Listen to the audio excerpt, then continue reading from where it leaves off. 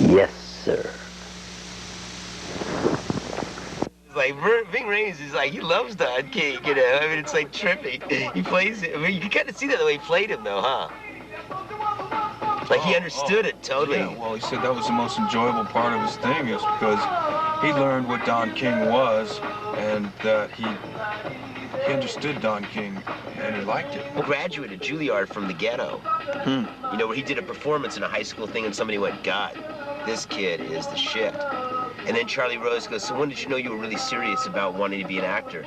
He goes, Charlie, when you're like going to school and doing it from 6 in the morning till 10 at night, I think you better goddamn well be serious about it, don't you think? The part I like is when he's got that check in his pocket and he's going like this. They go, do you have the money, Don? He goes, and he just starts doing that. You remember he does that little bit, like that little move that he's got? Yeah. Oh, and he pulls the check out and he just gives it to him. Yeah. And Ali goes, that was too unreal. Okay, I think Did you like this chick? Did you ever like Chrissy Hynde, The Pretenders? Yeah, I love The Pretenders. Oh, really? She's sexy, one of huh? a kind. One of a kind. I'd like to also, for what it's worth, even though I don't vote most of the time, give my unconditional support to Bill Clinton.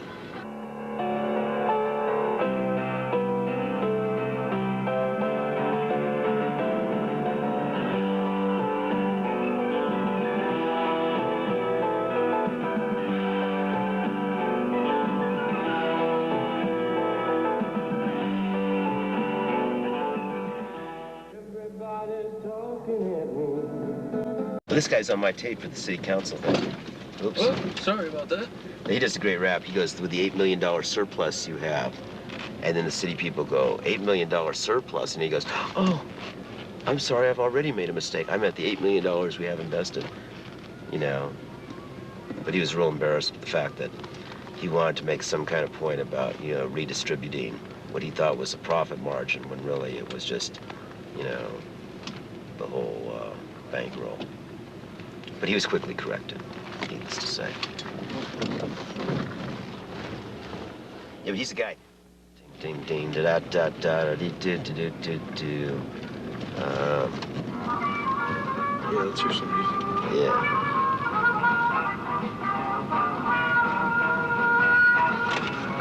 You wanna tell me you're the king of my table? Well, I want to tell the king of my table. You're pretty bad, but that'll probably come with me. He's on the phone, not the lost ballerina table. Yeah, I've gone through my exile. Now it's your turn. Got a thing about thinking about it. Wow, look at this. Some people jogging towards us. And all the things that I think were really sweet. Coming back again in 2000 years old.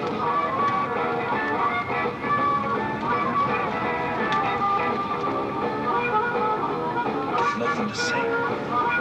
Not really. There's a herd of people coming towards me, you know. Joggers look different today than they used to. I don't remember too many joggers that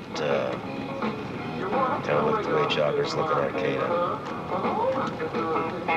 It's probably kind of the trippy thing is that, like, you could look healthy and still be into Marilyn Manson. It's kind of the new age thing. The next generation. Next generation.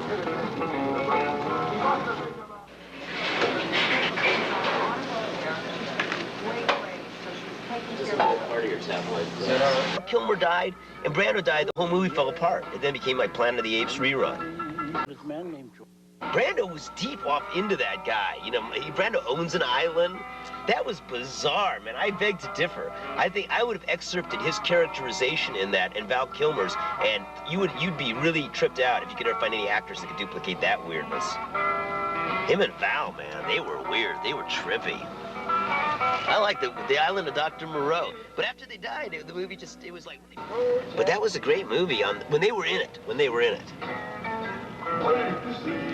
Oh, and then the guy does that thing with that girl. He goes, but, you know, because he falls in love. That was that weird story, too. He falls in love with the one pretty little chick that's a dancer or something that's also one of these things that Moreau has created. And he goes, for all of the things that he's up with these people and made them into animals and half apes, with you, he made perfection, so he was a success. And he starts to, you know, when you like a chick, you kind of play with her mouth, and you start to push up her lips, like, you know what I mean?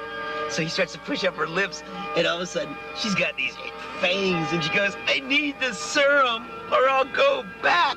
I'm one of them, don't you understand? And then it was just so trippy that when he pulled up her lip, it was so sexy. He just pulls up her lip real cash, like, because he likes her. And then all of a sudden, I get the serum, and then Val Kilmer's in there dressed as Brando with that little thing on, the white makeup, and he's talking like Brando. He's like doing all these little Brando, he's just doing a funny imitation of Brando. And then Val, with the guy, the English guy, turns the chair around. No hate. The law prohibits hate. And he turns this thing and makes their brains go crazy, because that's the way the law, that's the basic of the law, is well, control you. And Brando goes, no hate, no meat. And he goes, yeah, and he goes, that is law. You follow law. Oh God, there was things in that movie that were, and then it fell apart. I could say it was like there was an inside joke there, because Val Kilmer and Brando and the director, they're all partying on this island, wherever. We'll come up with something in the script sooner or later that'll make sense. Not a lot of sense, boys.